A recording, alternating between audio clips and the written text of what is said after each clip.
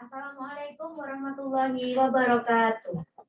Waalaikumsalam warahmatullahi wabarakatuh. Selamat siang sahabat semanggi semuanya. Apa kabarnya hari ini? Semoga kita semuanya dalam keadaan sehat dan terus semangat dalam melaksanakan tugas kita sehari-hari. Selamat datang di podcast Guru Penggerak Semanggi Surabaya. Semanggi, semangat berbagi Surabaya.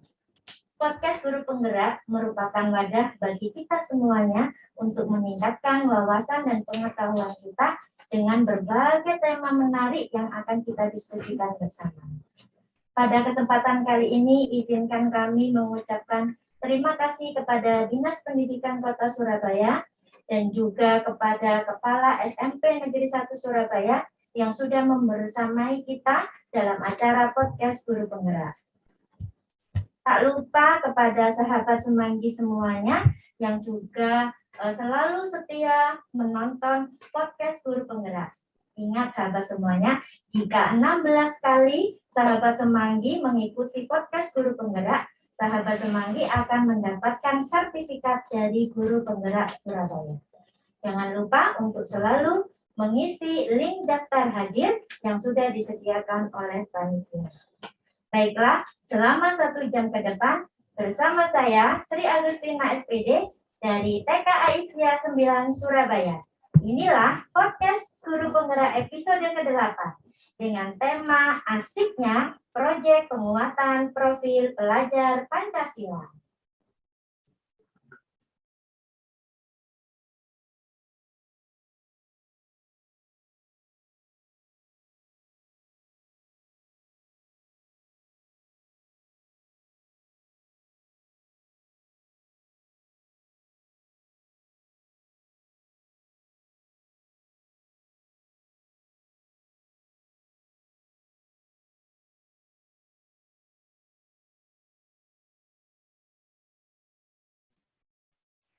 Sahabat semanggi semuanya, di episode yang lalu telah dibahas tema P5 dengan berrekayasa dan berteknologi dalam membangun NKRI, berkebinekaan, dan juga kewirausahaan.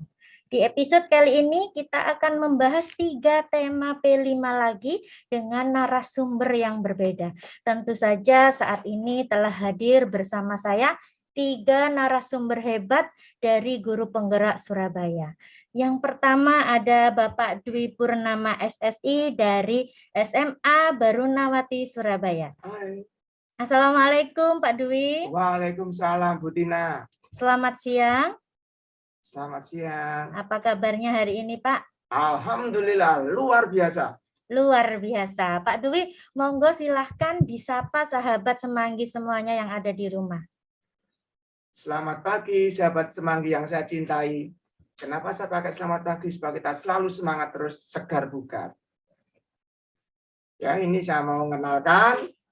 Ya, nama saya Dwi Purnama. Saya juga Guru Penggerak Angkatan Kedua Kota Surabaya. Instansi saya SMA Barunawati Surabaya. Tepatnya Jalan Perak Barat 173 Surabaya. Saya mengampu mata pelajaran matematika. Nah, di sini matematika itu memotivasi saya. Mulai kecil saya suka hitung-hitung tapi nggak terlalu pinter-pinter banget. Itu dari matematika kalau saya buka, saya pelajari satu-satu itu motivasi saya itu matematika. Makin tekun tidak karuan. Kalau saya sebutkan matematika, makin tekun makin tidak karuan. Itu punya filosofi bagi saya. Kita harus berani meninggalkan zona nyaman untuk belajar. Ya. Maksudnya apa? Kalau kita nggak belajar, kita kayaknya pinter-pinter sendiri. Barang kita belajar, kita kurang. Seperti kita mau ujian. Kita belajar, kok kurang. Akhirnya kalau saya simpulkan, yaitu yang dimaksud kekaruannya itu. Kita makin bingung. Mana kita nggak boleh berdiam diri. Seperti saya, waktu di Guru Penggerak, itu harus bergerak, tergerak, maaf ya, agak ini ya. Nah, tergerak dulu, baru bergerak, lalu menggerakkan. Itu yang saya pegang. Ya. Nah, di sini saya matematika bangga sekali ya. Bisa saya perlihatkan sedikit, maaf ya. Nah ini, rambut saya kasih M ini. Nah, nggak ada bidang lain yang berani itu. Coba bahasa Inggris dulu, nggak mungkin jadi B. Tapi matematika M, saya bangga sekali. Itulah saya matematika bangga dengan materi saya, bangga dengan guru penggerak. Itu aja, Bu Tina. Wah, luar biasa Pak Dwi, bangga dengan matematika.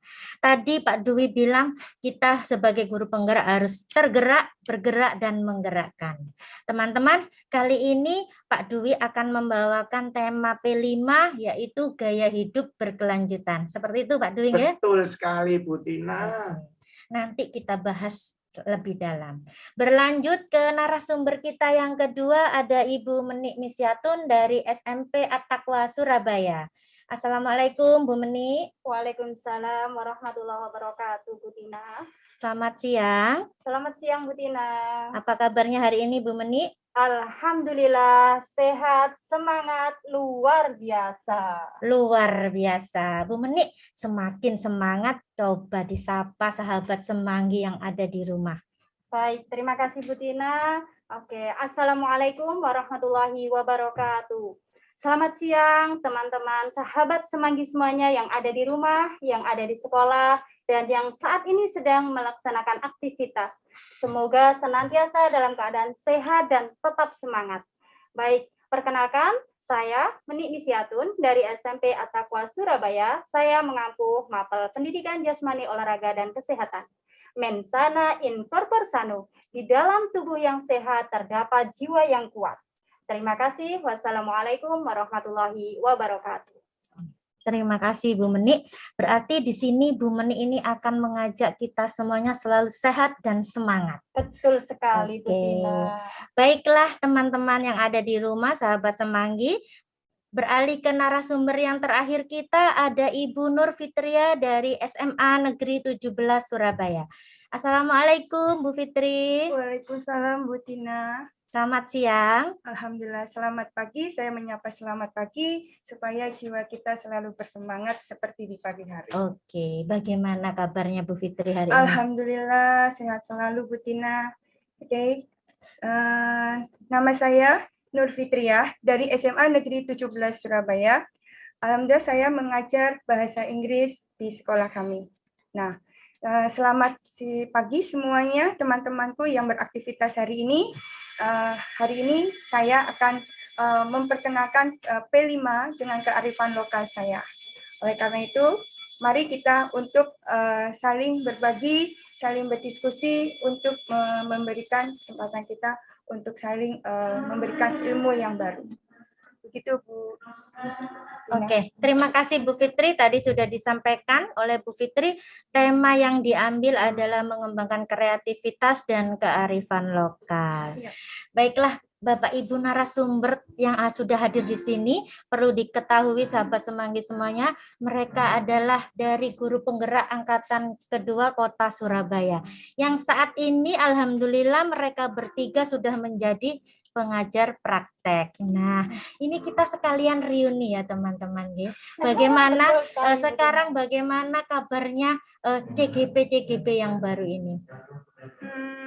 Monggo Pak Dwi. Kalau CGP saya sih lebih oke dari saya kalau lihat. Karena PP-nya seperti saya. Lebih Nah, oke. Itu. Jadi kalau bisa saya banding gitu ya. Nah, Iya, kalau Bu Fitri? Alhamdulillah CGP saya juga proaktif ya.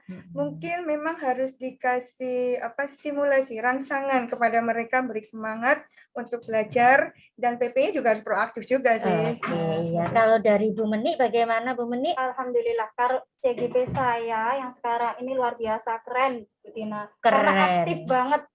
Saya lihat itu di YouTube semua tugas-tugasnya itu hampir semuanya itu diunggah di YouTube. Jadi dibuat untuk ini ya di aplikasi guru berbagi. Jadi keren Oke, banget. keren sekali. Baiklah teman-teman yang ada di rumah, sahabat semanggi, pasti penasaran sekali kan bagaimana P5 yang sudah dilakukan oleh ketiga narasumber kita di sekolahnya masing-masing. Kita langsung saja mulai di segmen yang pertama kita. Oke, Ya. di podcast Guru Penggerak Semanggi Surabaya. Semanggi, semangat berbagi Surabaya. Baiklah, biar suasana kita itu lebih semangat lagi, saya akan meminta bantuan dari Bapak Ibu narasumber. Kita bertepuk dulu. Bagaimana Bapak Ibu narasumber, sudah siap? Siap, Siap. Bu Tina. Oke, siap ya. Tepuk 1, Yes. tepuk 2, Oke. tepuk 3, Semangat. tepuk 4, Konsentrasi. tepuk 5. Siap berbagi. Oke, tepuk tangan buat kita semuanya. Siap berbagi. Berarti para narasumber sudah siap berbagi ya? Ya.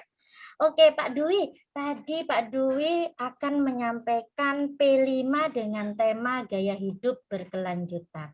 Seperti apa itu Pak Dwi yang sudah dilaksanakan di sekolah Pak Dwi, yaitu di SMA Barunawati Surabaya? Silakan Pak Dwi.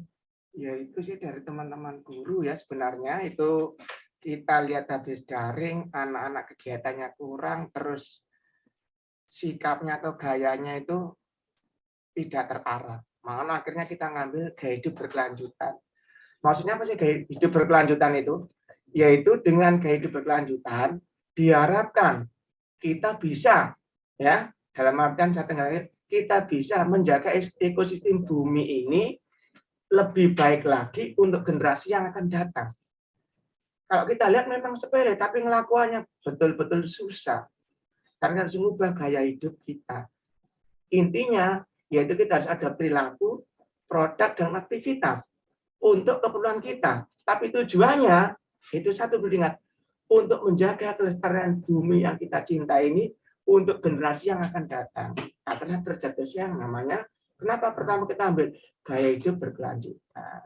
Terus Ibu, Tina. Oke.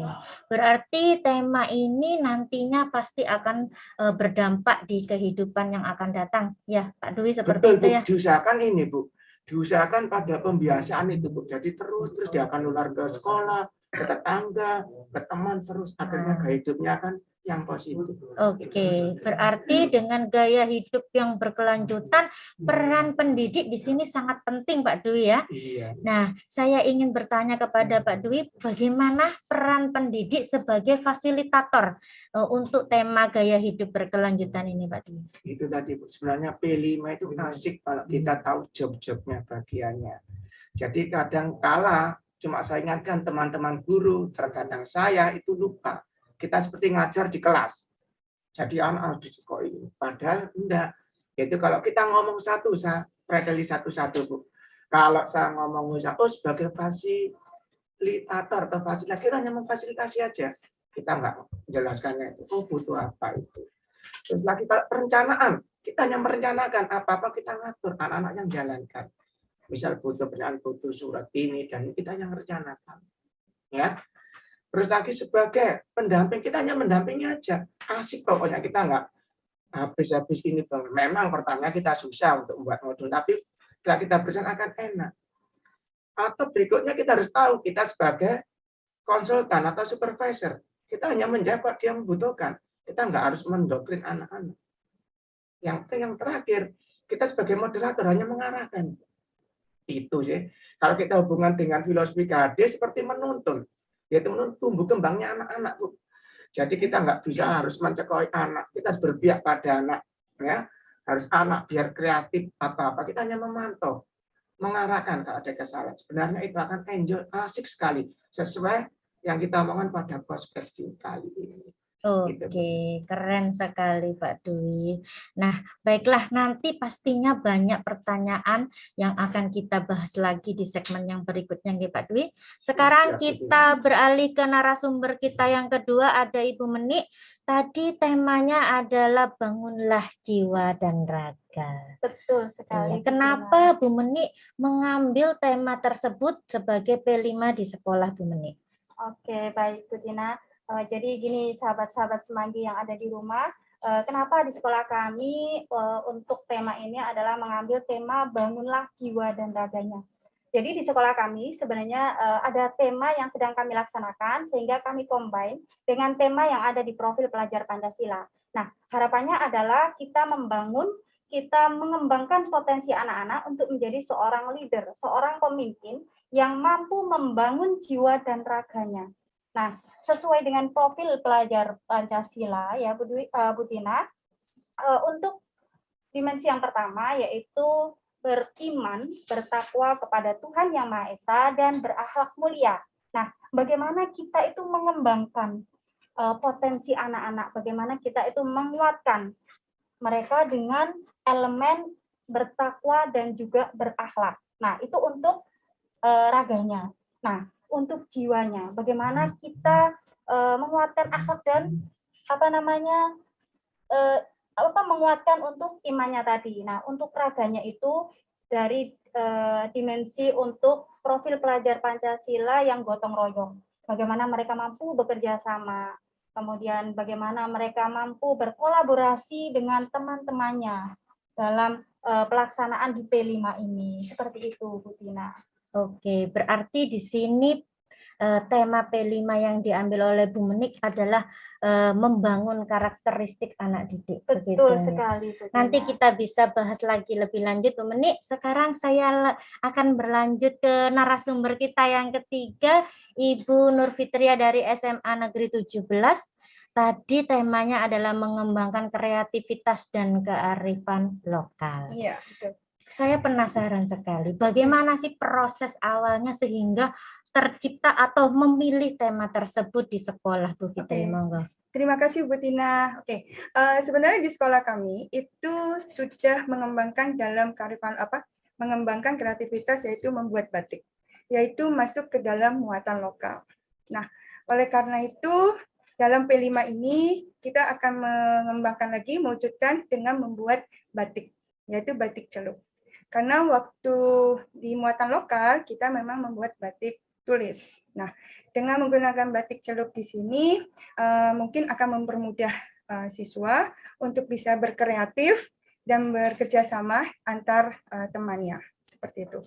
Oleh karena itu, sekolah membuat suatu perencanaan dengan adanya ketua proyek, fasilitator, tim pendamping, nah dengan merancang membuat suatu batik celup. Insya Allah yang akan kita selenggarakan pada tanggal 10 Oktober. Karena semua dari modul proyek sudah kita siapkan, sudah kita sosialisasikan, dan insya Allah tanggal 5 Oktober siswa akan kita sosialisasikan langsung untuk membuat proyek batik celup. Seperti itu. Begitu, Bu. Berarti proyeknya adalah batik ya, Bu ya? Iya, batik celup. Saya ingin bertanya kepada Bu Fitri, yang membedakan batik dari SMA Ibu dengan batik-batik yang lain itu seperti apa? Oke, kita menggunakan nanti batik shibori. Jadi ada desain khusus yang akan kita berikan ke siswa sebagai khasnya batik dari SMA 17.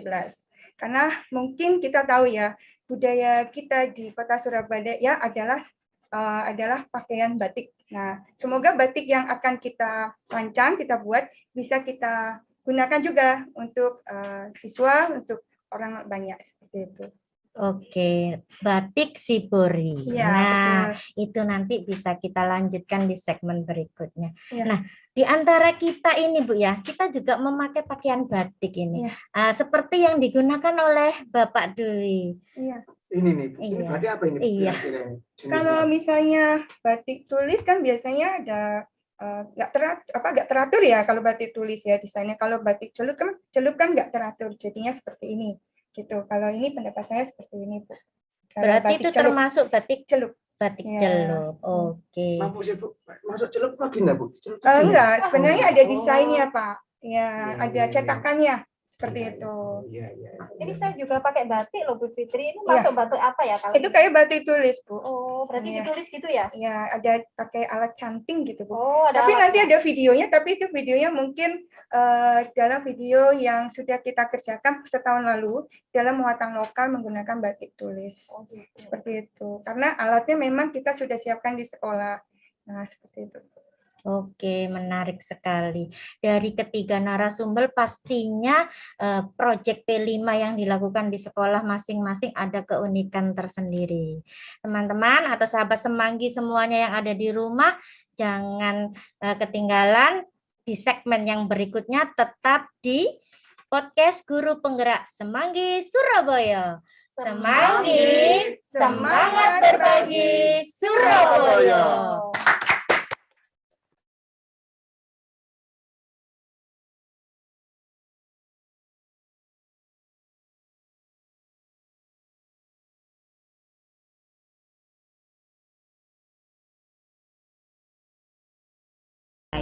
Salah satunya adalah beriman bertakwa kepada Tuhan Yang Maha Esa dan berakhlak mulia. Adik, tumben main di halaman? Biasanya kamu di kamar terus. Seperti pesan ayah, adik lagi mempraktekkan nilai jadi profil pelajar Pancasila yang baik. Salah satunya yang menjaga lingkungan ini, Bu. Pelajar Indonesia yang beriman bertakwa kepada Tuhan Yang Maha Esa dan berakhlak mulia adalah seseorang yang selalu menerapkan ajaran-ajaran agama di dalam kehidupan sehari-hari. Misalnya, akhlak beriman bertakwa kepada Tuhan Yang Maha Esa. Seorang pelajar Pancasila akan taat beribadah dan percaya bahwa ajaran setiap agama adalah berbuat kebaikan dan kasih sayang. Ada juga berakhlak mulia kepada diri sendiri. Ia sadar bahwa merawat diri sama pentingnya dengan merawat orang lain dan lingkungannya. Kalau untuk berakhlak mulia kepada sesama manusia, profil pelajar Pancasila akan selalu menghargai orang lain, bersikap santun kepada orang yang lebih tua, dan bersikap kasih kepada orang yang lebih muda. Nah, yang dilakukan adik sebagai contoh berakhlak mulia kepada alam. Kita wajib merawat dan menjaga lingkungan sekitar. Tujuannya jelas, agar bumi kita tetap layak dihuni hingga generasi mendatang. Terakhir, akhlak bernegara. Kita sebagai profil pelajar Pancasila harus memahami dan melaksanakan hak serta kewajiban kita sebagai warga negara. Sahabat karakter bisa mulai dengan hal kecil setiap harinya, agar profil pelajar Pancasila akan selalu melekat dalam diri kalian.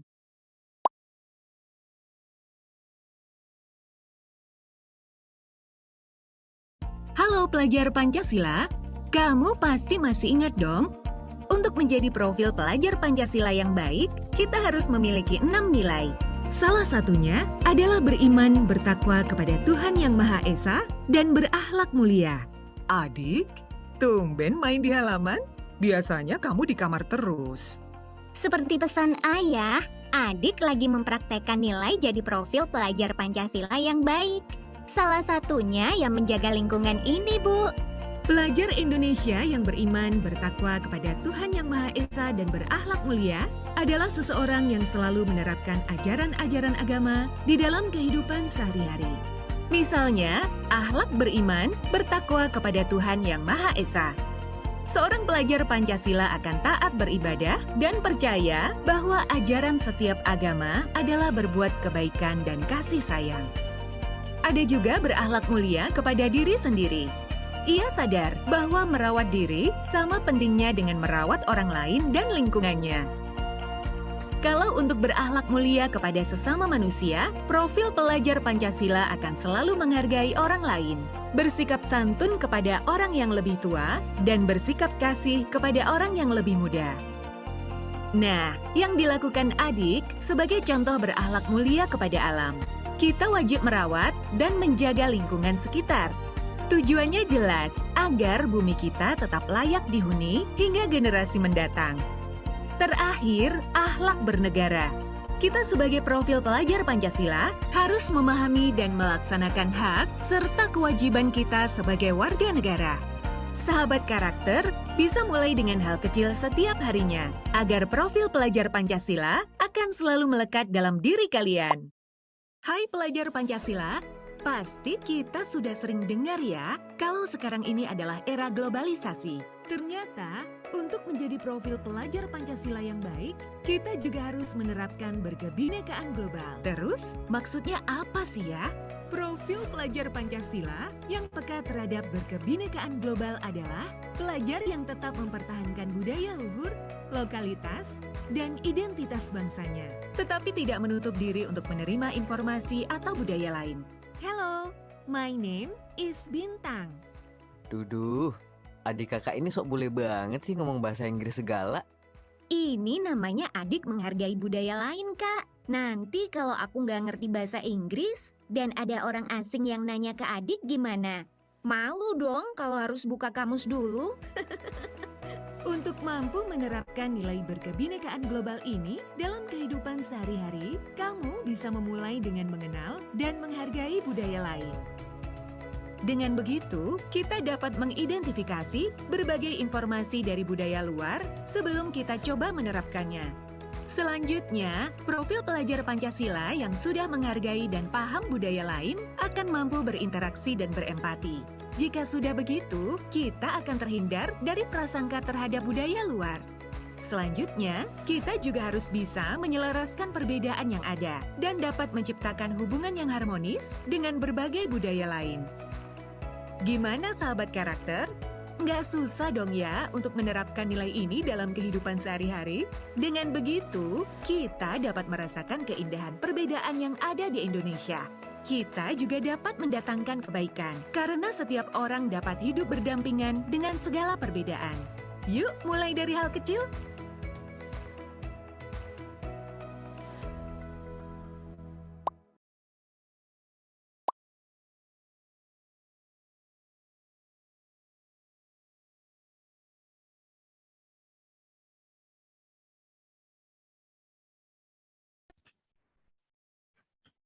Kembali lagi bersama saya Sri Agustina dari TK Aisyah 9 Surabaya.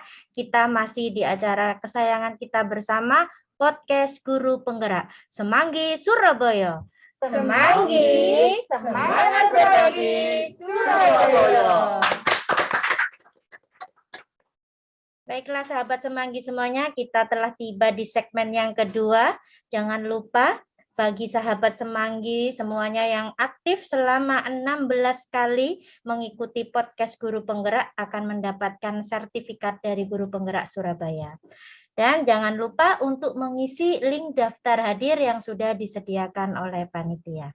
Oke, kita semangat lagi dengan bertepuk ya para narasumber.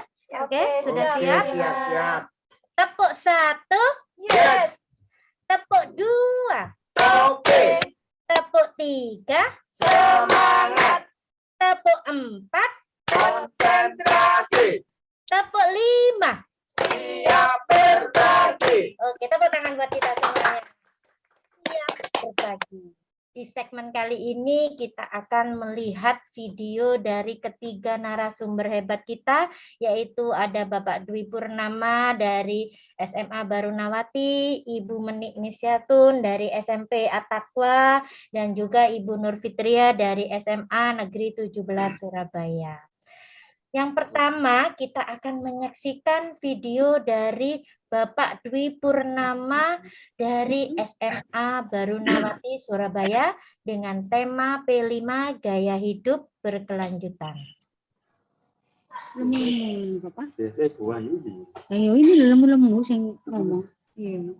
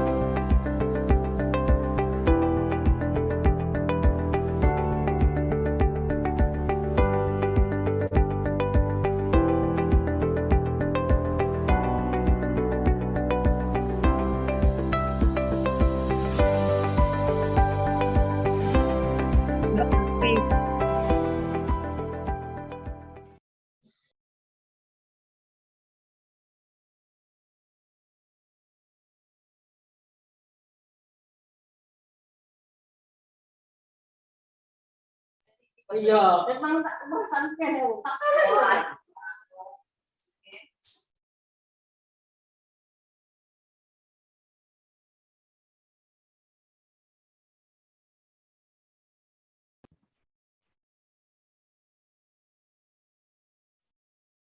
Baiklah sahabat Semanggi, itu tadi adalah video dari P5 yang sudah dilaksanakan oleh Bapak Dwi Purnama dari SMA Barunawati Surabaya.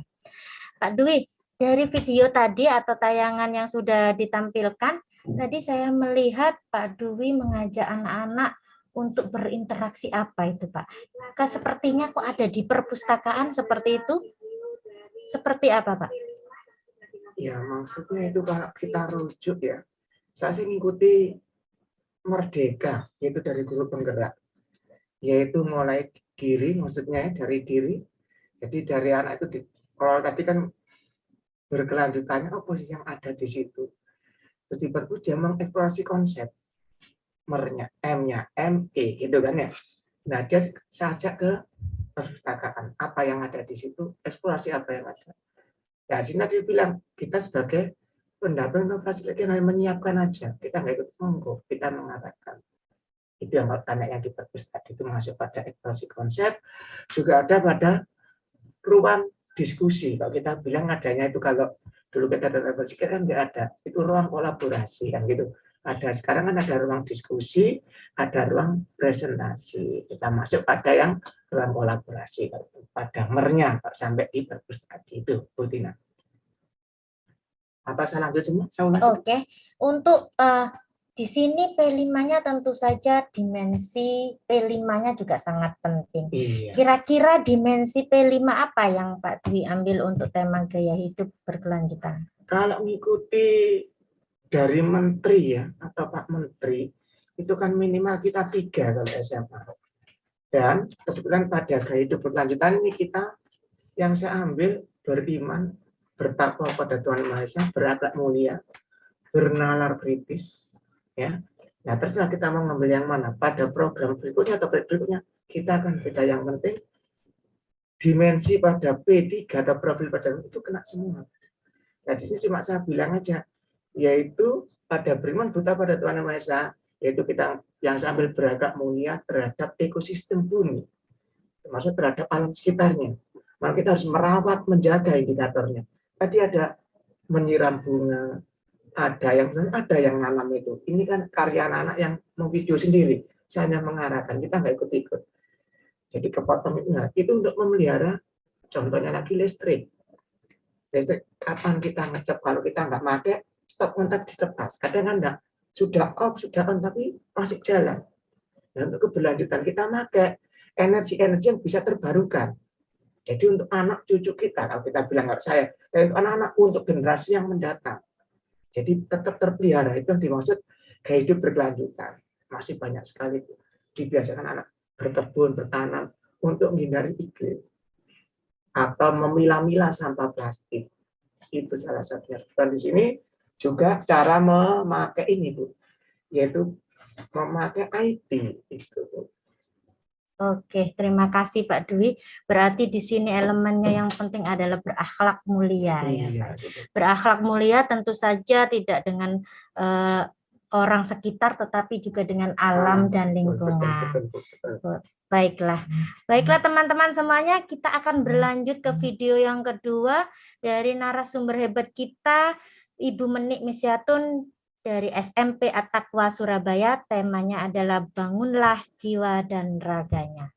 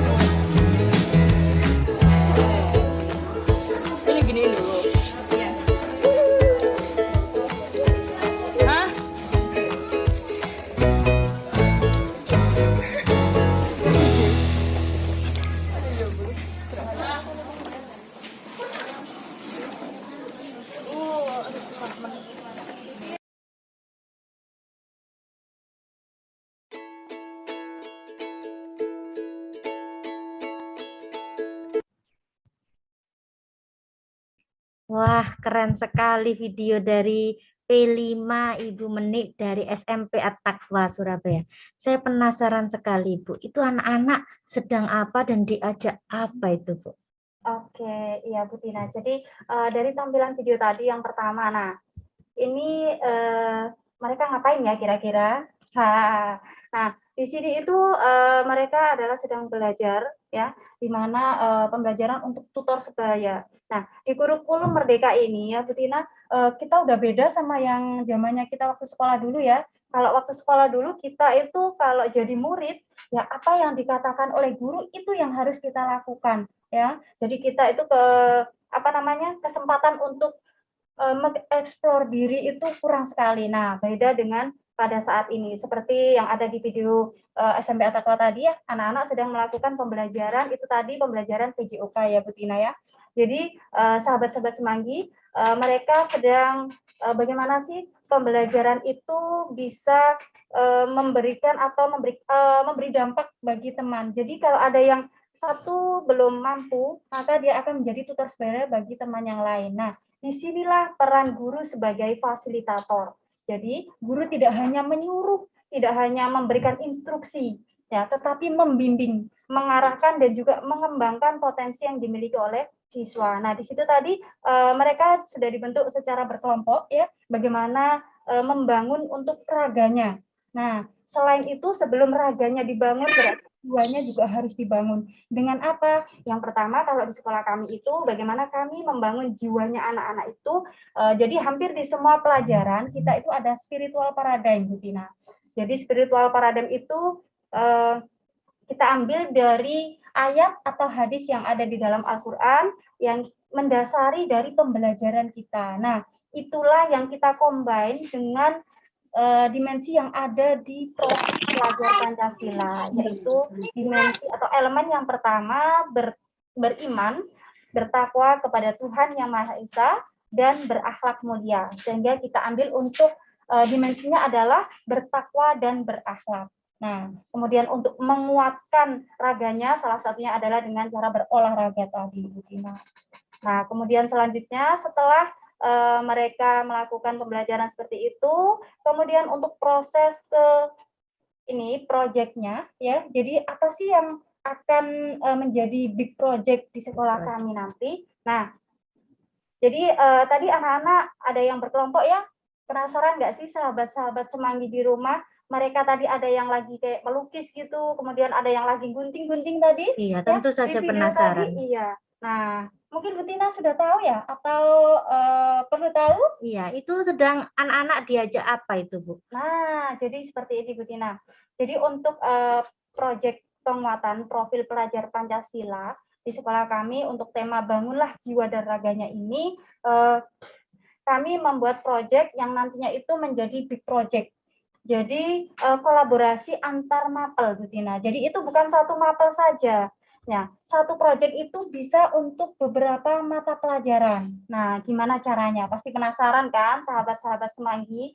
Nah, jadi di sekolah kami itu untuk penerapan proyek penguatan profil pelajar Pancasila, kami berkolaborasi dengan beberapa mata pelajaran, Bu Tina. Jadi nanti itu untuk big project-nya, proyek besar itu ada beberapa proyek untuk beberapa mapel. Nah, misalnya di sini, ini anak-anak lagi ngapain ya? Nah, ini mereka ternyata lagi membuat market, Bu Tina. Jadi market yang dibuat adalah membuat miniatur lapangan. Miniatur lapangan. Betul sekali. Nah, miniatur lapangan ini dibuat tidak hanya untuk kayaknya ini hanya mapel PJOK aja ya gitu. Oh, ternyata tidak. Jadi matematika udah bisa masuk di sini. Kemudian SB juga bisa masuk di sini. Diambil dari mananya? Nah, matematika saat proyek ini dibuat itu kan ada yang sedang menggaris tuh. Nah, ada yang sedang menulis. Nah, itu mereka ternyata itu menghitung luasnya, Bu Tina. Menghitung luas. Betul. Jadi ada rumus matematikanya juga yang masuk di proyek ini. Jadi ada penguatan karakter, kebinikaannya juga masuk. PPKN juga bisa masuk. Nah, jadi ini adalah di penerapan proyek penguatan profil pelajar Pancasila atau yang biasa kita sebut P5 ini. Kalau di sekolah kami itu adalah kolaborasi. Nah, dari proyek yang mereka buat ini nanti, Bu Tina, itu nanti akan ada perayaan kalau di sekolah kami itu. Jadi nanti ada exhibition dan juga ada PAT, perayaan akhir tema. Nah, di exhibition itu nanti hasil karya dari penerapan P5 itu nanti akan ditampilkan. Jadi mereka nanti akan presentasi, kita akan mengundang wali murid, kemudian kita menjadwalkan siswa sesuai dengan pembagian kelompoknya dan juga pembagian pendampingnya. Nah, kemudian di akhirnya nanti itu ada yang namanya PAT, Bu Tina. Sudah tahu ya PAT? Kalau kami di jenjang TK itu belum tahu. PAT itu apa sih? Saya penasaran ini. Kalau di sekolah kami PAT itu adalah yang ditunggu sama anak-anak itu biasanya, Bu Tina. Jadi ini perayaan akhir tema. Bagaimana anak-anak itu belajar selama satu tema itu, ya hasil karyanya, mulai dari prosesnya, konten dan juga hasil produknya itu ditampilkan di perayaan akhir tema ini, Bu Tina. Jadi hasil belajarnya anak-anak ya, kalau dulu kita mungkin namanya portofolio gitu ya, kalau di kertas ya, karena ini adalah anak-anak sudah membuat karya dengan berbagai kreativitas mereka yang mana nantinya itu akan ditampilkan saat PAT itu tadi. Oke, berarti semacam seperti pagelaran seperti itu ya, Bu ya? Nah, sejenis itu, Bu Tina. Oke, wah keren sekali P5 yang sudah dilaksanakan di sekolah Bu Meni. Nanti kapan-kapan kita bisa sering-sering lagi ya Bu ya. Oh, boleh, Bu. Soalnya Mau main di sana juga di boleh, jenjang Bu. TK, khususnya di sekolah kami, P5 itu hanya mengambil 4 tema besar. Oh, Tentunya gitu. jenjang TK pun adik dari narasumber yang di sini tentunya P5-nya akan sangat lebih menarik lagi kalau saya mendengarkan P5 dari narasumber yang ada di sini. Betul sekali. Baiklah, narasumber terakhir kita ada Bu Nur Fitria, yaitu mengembangkan kreativitas dan kearifan lokal. Kita akan saksikan videonya bersama dari Bu Nur Fitria, SMA Negeri 17 Surabaya.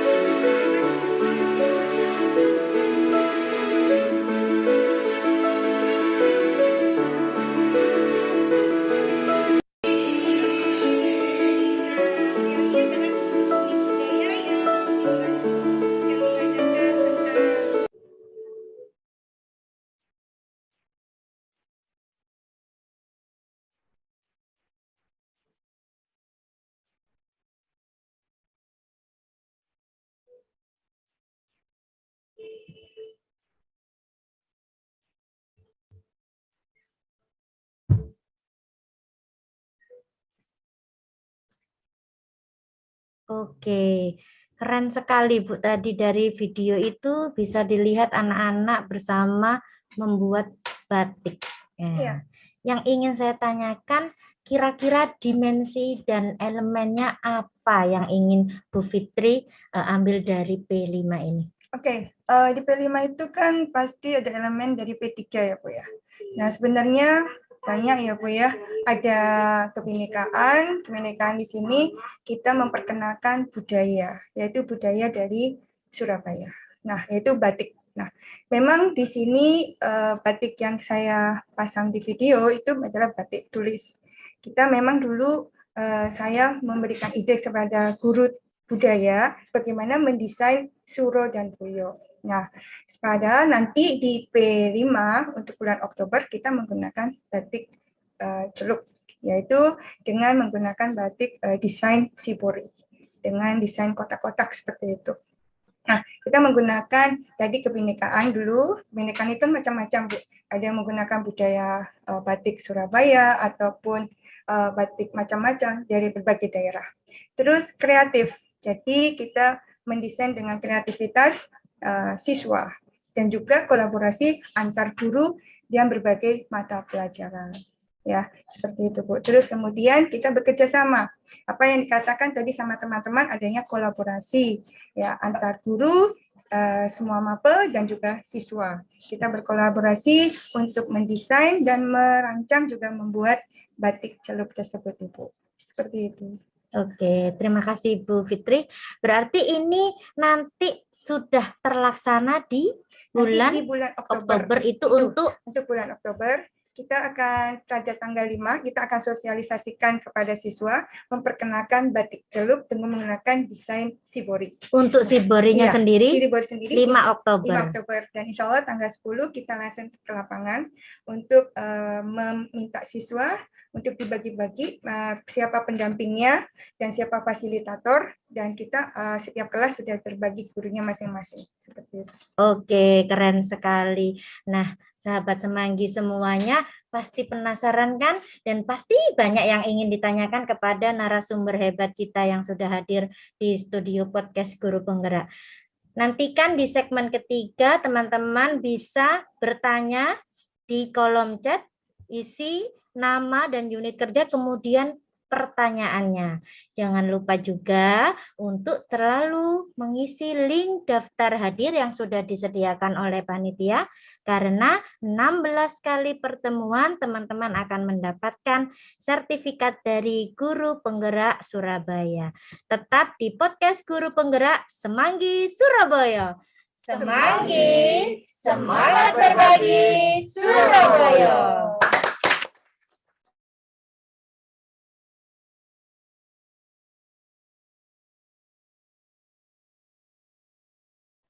Dan ini Sekar 5 tahun. Ayah ibu mengajarkan kami mandiri sejak bangun tidur. Mandi, pakai baju sekolah, makan pagi bersama, sampai saya sekolah daring dulu ya. Wah, bermain bersama keluarga sangat mengasihkan. Nah, pinter. Tapi kalau main di luar rumah, gunakan masker ya. Habis bermain, jangan lupa bersih-bersih ya. Ya kan ya? Dong anak pintar. Meski masih kecil, kita juga bisa bantu orang tua. Rapikan mainan. Mencuci sepeda sendiri.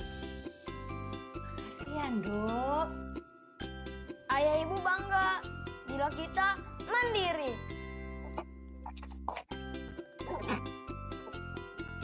Saya Bagas 8 tahun dan ini Sekar 5 tahun. Ayah ibu mengajarkan kami mandiri sejak bangun tidur. Mandi, pakai baju sekolah, makan pagi bersama, sampai saya sekolah daring dulu ya. Wah, bermain bersama keluarga sangat mengasihkan. Nah, pinter. Tapi kalau main di luar rumah, gunakan masker ya. Habis bermain, jangan lupa bersih-bersih ya. Ya kan ya? Dong anak pintar. Meski masih kecil, kita juga bisa bantu orang tua. Rapikan mainan. Mencuci sepeda sendiri. Kasihan, Dok. Ayah ibu bangga bila kita mandiri.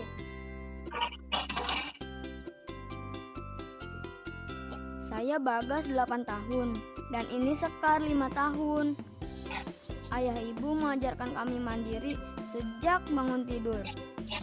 Mandi, pakai baju sekolah, makan pagi bersama, sampai saya sekolah daring dulu ya. Wah, bermain bersama keluarga sangat mengasihkan. Nah, pinter. Tapi kalau main di luar rumah, gunakan masker ya. Sehabis bermain, jangan lupa bersih-bersih ya. Ya kan ya? Dong anak pintar. Meski masih kecil, kita juga bisa bantu orang tua. Rapikan mainan. Mencuci sepeda sendiri. Kasihan, Dok. Ayah ibu bangga bila kita mandiri.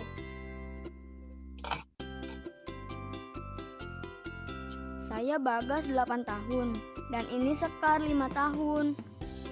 Ayah ibu mengajarkan kami mandiri sejak bangun tidur. Mandi, pakai baju sekolah, makan pagi bersama, sampai saya sekolah daring dulu ya. Wah, bermain bersama keluarga sangat mengasihkan. Nah, pinter. Tapi kalau main di luar rumah, gunakan masker ya. Sehabis bermain, jangan lupa bersih-bersih ya. Ya kan ya? Dong anak pintar. Meski masih kecil, kita juga bisa bantu orang tua. Rapikan mainan. Mencuci sepeda sendiri. Kasihan, Dok. Ayah ibu bangga bila kita mandiri. Saya Bagas 8 tahun. Halo sahabat karakter, siapa yang dalam kesehariannya sudah menerapkan nilai-nilai karakter Pancasila yang merupakan profil pelajar Pancasila yang bernalar kritis atau masih pada bingung? Menurut saya, jika kita mengambil keputusan hanya dengan mendengar penjelasan satu pihak akan menjadi kurang objektif. Saya setuju dengan Rina. Baiknya kita cari dulu informasi lain. Profil pelajar Pancasila yang mempunyai nilai karakter bernalar kritis akan secara objektif memproses informasi yang diterima. Untuk bisa menerapkan nilai ini dalam keseharian, ada beberapa hal nih. Saat menerima, kita harus memiliki rasa ingin tahu yang besar, mencari berbagai informasi tambahan yang terkait, dan mampu menganalisa hingga membuat sebuah kesimpulan. Selanjutnya, sebelum membuat keputusan, kita harus benar-benar menggunakan akal dan nalar untuk menggali informasi, fakta, dan data yang mendukung. Sehingga keputusan yang kita buat sudah dianalisa dengan tepat dan objektif. Selain itu, bernalar kritis juga akan membuat seseorang mampu memecahkan permasalahan yang dihadapi di kehidupan sehari-hari, sehingga bisa memperoleh keputusan yang cepat dan tepat. Gimana teman-teman? Setelah penjelasan ini, kita harus mulai menerapkan profil pelajar Pancasila bernalar kritis ya. Jangan ragu lagi untuk mengutarakan ide atau pendapat. Bernalar kritis secara tepat dapat membawa manfaat untuk diri sendiri dan lingkungan sekitar.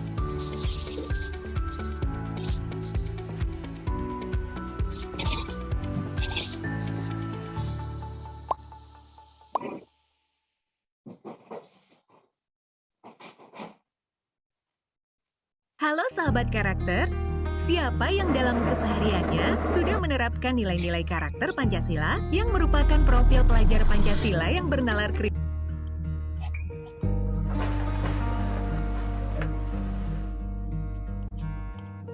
Selamat Hari Pahlawan. Terima kasih, Ma. Masker, masker. Masker. Masker, masker.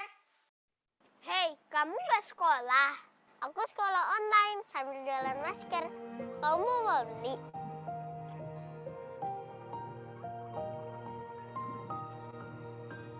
Ini buat kamu.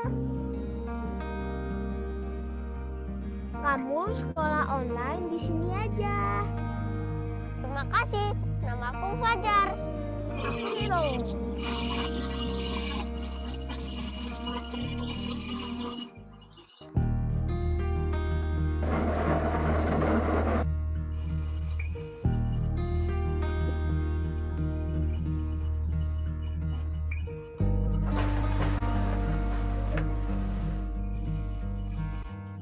Selamat Hari Pahlawan. Terima kasih, Ma. Masker, masker. Masker. Masker, masker. Hei, kamu nggak sekolah? Aku sekolah online sambil jalan masker. Kamu mau beli?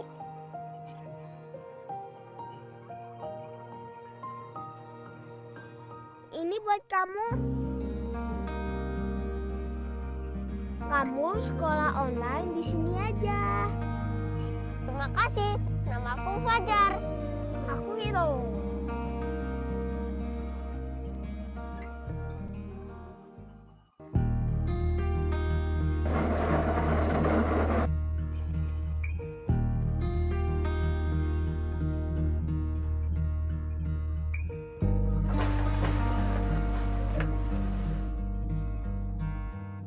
Selamat Hari Pahlawan. Terima kasih, Ma. Masker, masker. Masker. Masker, masker. Hei, kamu nggak sekolah? Aku sekolah online sambil jalan masker. Kamu mau beli?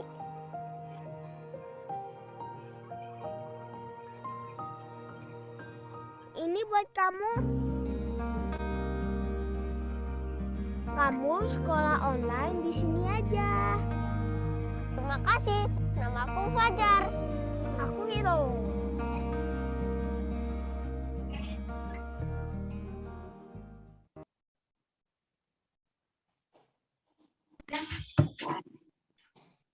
Kembali lagi bersama saya Sri Agustina dari TK Aisyah 9. Masih bersama 3 narasumber kita. Ada Bapak Dwi Purnama dari SMA Barunawati, ada Ibu Menik Misyatun dari SMP At-Taqwa, dan juga ada Ibu Nur Fitria dari SM. Sahabat Semanggi semuanya, kita telah berada di segmen yang ketiga, yaitu segmen Tanya Jawab. Tetap di podcast Guru Penggerak Semanggi Surabaya. Semanggi, semangat lagi Surabaya.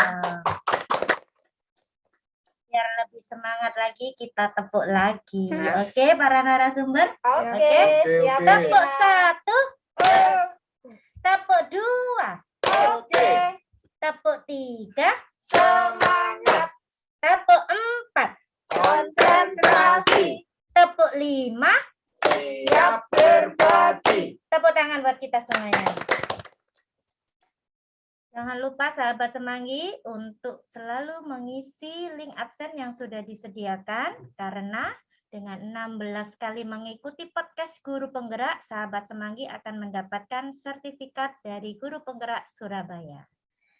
Baiklah, ini tadi ada pertanyaan dari teman-teman kita. Yang pertama ditujukan kepada Bapak Dwi Purnama SSI dari SMA Barunawati.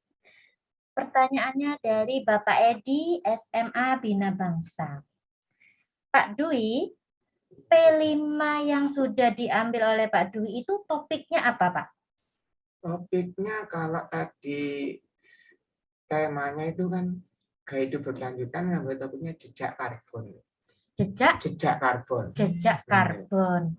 Nah, jejak karbon sendiri apa manfaatnya atau manfaat yang didapat siswa dari topik jejak karbon yang sudah dilaksanakan Pak Dwi di SMA Barunawati? Siap-siap. Itu sebenarnya manfaatnya banyak sekali. Tergantung kita hanya kalau untuk siswa ya, karena pernah ada siswa. Paling enggak, itu dari siswa paling tidak, ya, 1, lingkungan sekolah akan lebih segar, lebih enak. Karena apa? Kita akan mengurangi jejak karbon yang kita dapat, yaitu dengan lagi menanam pohon, lebih hijau, lebih rindang. Akhirnya oksigen banyak, siswa akan kelihatan teduh, segar. Karena intinya jejak karbon itu kalau kita lihat satu, untuk kehidupan selanjutnya, yaitu menanam pohon. Untuk ini. Kedua, masalah penggunaan listrik. Jadi kita tidak akan panas atau AC. Jadi AC paling nggak 15 menit sebelum kita matikan. Jadi kalau kita selalu kena dingin, apalagi sekarang banyak flu, itu manfaat paling nggak untuk menjaga. Jendela dibuka-buka dulu, berapa menit, AC dimatikan, dinyalakan lagi. Jadi dari pihak sekolah bisa menghemat listrik, ya dari siswa juga sama. Nah ini yang kurang pas ini Bu ya. Kalau saya lihat tadi temanya, boleh saya tanya Bu? Oh, silahkan. Tadi apa Bu tema? Batik Sibolri. Batik. Ibu? Tema saya bangunlah jiwa dan raganya. Nah, kalau kita gabung sebenarnya ini saya kurang pas juga kalau lihat. Karena sering kali main game gitu. Wah, keseringan main game nih kayaknya Pak Dwi. Terus banyak ini enggak dilombakan. Itu Mobile Legends atau apa? Oh, boleh. Mobile Legends. Enggak, kalau saya pribadi itu saya kurang setuju. Kenapa? Enggak kan gaya hidup berkelanjutan gitu loh. Karena apa? Dia kan boros di listrik, anak akan mager. Ya kok saya gabung, misal kalau kita ngambil ya, contohnya ini, kita main gasing, kita main gobak sodor. Satu, dapat gaya hidup berkelanjutan. Dia Di kan program tahu, Pak. iya. Terus kedua, kalau kita bangun raganya, anak akan sehat gitu. Nah, saya tanya Bu itu tadi apa? Kearifan lokal dari Nah, buat batik. bisa juga. Itu dari kearifan lokal, karena daerahnya di mana. Ya. Masuk semua sebenarnya, jadi satu kerangka. Berarti sudah dipikirkan oleh pemerintah sebenarnya. Tapi kok seringkali guru teman larinya ke Mobile Legends itu kearifan lokal dari mana? Ini cuma saya pribadi ya, karena kadang nasi sekolah juga mengadakan lomba Mobile Legends. Bukan budayanya kita ya. Nah, terus juga bangun jiwa raganya di mana? Anak Ya. mager gitu loh. Nah, itulah peran guru penggerak. Pak. Nah, betul. Ya. Itu sih, Bu. Oke, iya. Terima kasih Pak Dwi atas jawabannya. Selanjutnya ada penanya yang kedua ditujukan kepada Ibu Menik Misyatun. Yang bertanya adalah Bapak Aris dari SMA Negeri 3 Surabaya. Bu Menik, seperti apa alur pelaksanaan dari penerapan P5 di SMP At-Taqwa Surabaya? Silakan. Oke, baik. Terima kasih Bu Tina, dan sebelumnya saya ucapkan terima kasih kepada Bapak Aris untuk pertanyaannya.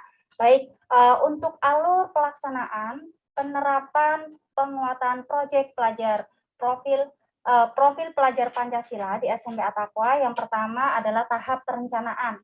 Nah, jadi kami para guru membuat perencanaan yang mana perencanaan itu memuat apa sih tujuan dari penerapan P5 ini. Kemudian alurnya seperti apa? Ya, mulai waktu pelaksanaannya kapan, kemudian strategi yang digunakan bagaimana, kemudian yang terpenting juga di asesmen atau penilaiannya. Nah, penilaiannya seperti apa? Karena ini kan kolaborasi ya Bu ya, jadi perpaduan beberapa mapel untuk kita jadikan big project tadi. Nah, kemudian langkah yang kedua adalah sosialisasi. Dari perencanaan yang sudah kita buat itu, kita sosialisasikan kepada siswa dan juga wali murid. Nah, jadi sosialisasi tidak hanya kepada siswa. Kenapa? Wali murid juga perlu tahu apa sih yang sebenarnya dilakukan putra-putrinya di sekolah. Nah, seperti apa sih ternyata penerapan untuk P5 di SMP At-Taqwa itu. Nah, sehingga perlu disosialisasikan. Nah, kemudian setelah sosialisasi tersebut, pembagian kelompok. Nah, siswa dibagi ke dalam beberapa kelompok dan juga pembagian untuk pendampingnya. Nah, setiap proyek itu ada pendamping. Jadi di big project misalnya di pembuatan maket. Nah, misalnya pendampingnya adalah saya. Nah, kemudian di big project yang lainnya, misalnya membuat poster. Nah, itu adalah guru satunya. Nah, disitulah pendamping-pendamping itu berfungsi sebagai fasilitator, sebagai pengawas, mengarah, dan juga yang memberikan evaluasi, memberikan saran dan masukan. Nah, kemudian untuk tahap yang keempat yaitu pelaksanaannya. Nah, seperti apa pelaksanaannya? Yang pertama adalah tim di sini adalah tim pendamping ya. Kalau kita sebut tim pendamping dari setiap kelompok itu, ya. Yang pertama adalah mengarahkan, mulai dari apa sih yang akan dibuat anak-anak di proyek itu. mulai dari kontennya, kemudian proses pelaksanaannya sampai dengan produknya. Tim pendamping tahu betul mulai dari awal proses sampai dengan hasil produk yang ada atau yang dihasilkan oleh siswa. Nah, kemudian selanjutnya tim pendamping adalah mengawasi. Nah, jadi di situ sudah terjadwal ya Bu Dina ya. Jadi saat perencanaan itu kita sudah membuatkan jadwal untuk kelompok ini pelaksanaannya kapan, seperti apa, bahan dan alat yang dibutuhkan apa saja itu sudah di-list di awal saat perencanaan tadi. Nah, setelah di akhir, setelah terlaksana sesuai dengan timeline yang dibuat, kemudian yang terakhir itu adalah presentasi.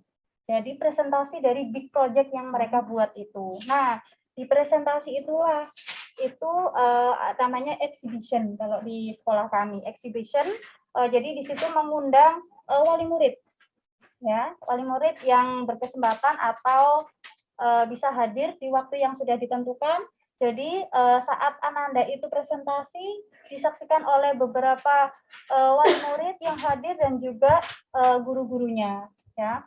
Nah, di situ mereka presentasi sesuai dengan proyek yang mereka buat. Nah, di situ juga asesmen yang dilakukan oleh guru-guru sesuai dengan mapel yang berkolaborasi di proyek tersebut, seperti itu. Kemudian yang terakhir itu adalah evaluasi dan penutup. Tidak boleh lupa ya Bu Tina ya. Jadi supaya Refleksi ya. betul sekali Bu Fitri. Jadi setiap proyek yang berkelanjutan sehingga kedepannya nanti semakin meningkat dan semakin berkembang tentunya. Oke, luar biasa Bu Meni. Jawabannya sangat jelas. Jadi produknya beda-beda gitu ya Bu Meni? Betul sekali Bu. Jadi bukan hanya satu, meskipun namanya big project. Jadi kumpulan atau kolaborasi dari beberapa mapel itu. Misalnya kalau di saya misalnya ada membuat maket, itu yang masuk di project itu berapa mapel. Kemudian project yang lainnya juga berapa mapel, seperti itu. Bagus ya Bu. Iya, oke. Kalau di jenjang TK itu kan tidak ada mapel ya. Saya ingin bertanya kepada Bu Fitri, kalau di TK adalah guru kelas yang merangkup semuanya. Nah, yang ingin saya tanyakan, apakah mapel itu ada, maksudnya setiap P5 itu ditentukan mapelnya, seperti itu Bu Fitri? Saya kira di P5 ini semua mapel terlibat, Bu.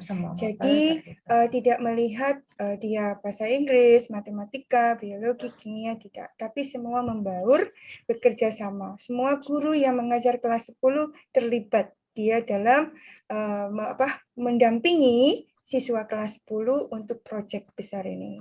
Jadi nanti yang sudah ditugaskan kelas 10 1 siapa, 2 siapa, itu untuk mendampingi. Cuma memang kita produknya cuma satu, yaitu membuat batik desain Shibori. Nah, beda jadi sama Bu Meni. Dia temanya satu, tetapi produknya banyak. Nah, seperti yang mudah-mudahan saya untuk ke depan saya kurang tahu nanti modelnya, mungkin desainnya sama, tapi produk maksudnya dia dalam bentuk sal, apa dalam bentuk kain untuk dijahit, kan gitu beda-beda mungkin ya, beda produknya, cuma desainnya sama, bisa jadi. Oke, menarik sekali bincang-bincang kita pada siang hari ini. Tetapi sahabat semuanya, kita juga harus dipisahkan oleh waktu. Semoga kedepannya podcast Guru Penggerak ini akan membawakan episode dengan tema-tema yang lebih menarik lagi. Sebenarnya sebelum saya akhiri ini, ada satu pertanyaan sisipan. Ini ada dari Ibu Zahratul Amanah dari SMP Negeri 7. Sebenarnya di luar dari topik kita. Oh iya. Semoga bisa dijawab ya Pak ya. Dengan Ibu narasumber juga. Ini adalah bagaimana tips dan trik lolos CGP. Diketahui semuanya narasumber kita adalah mantan CGP yang sudah naik menjadi PP. Pastinya trik-triknya banyak. Monggo silahkan dari Pak Dwi. Kalau saya ngambil yang ini Bu ya, karena ada 3 step Bu ya. IC, wawancara, mengajar praktek yang 10 menit. Saya ngambil yang dari 10 menit ngajar-ngajar. Jadi kan pas kalian 10 menitnya yang IC-nya, atau yang wawancaranya. Monggo silahkan. Saya ngambil yang belakangnya ini. Karena saya ingat waktu itu. 10 menit waktu kita setting, yang penting ada intinya apa? Satu, ya, ada tujuan kita sebutkan. Kita meminta kegiatannya, terakhir penutup, ada asesmen, ada apa itu. Semua seperti ngajar tapi 10 menit itu dibagi waktu yang pas. Tapi kadang kita enggak kepotong waktu. Kita bingung. Paling tidak 3 itu ada semua. Tujuannya ada, kita sebutkan seperti yang ngajar lah. Terus kalau kita berapresiasinya apa, terus mengabsen anak, paling enggak sekarang lebih kerennya di sini pas waktu ngajar kita kasih ice breaking. Jadi nggak boleh itu ya terserah modelnya. Jadi menambah positifnya, kegiatannya lancar. Paling nggak diusahakan waktu kegiatan yang berbau proyek. Mau PJBR, mau proyek berbasis ini, mau proyek apa, pokoknya dia berbasis proyek. Itu. Terus ada asesmennya, ada refleksi diri. Insya Allah itu akan dengan ketenangan diri. Ingat, segini kita tampak. Tidak grogi dan tenang. Waktu di menit betul-betul. Monggo Bu Menik bisa ditambahkan.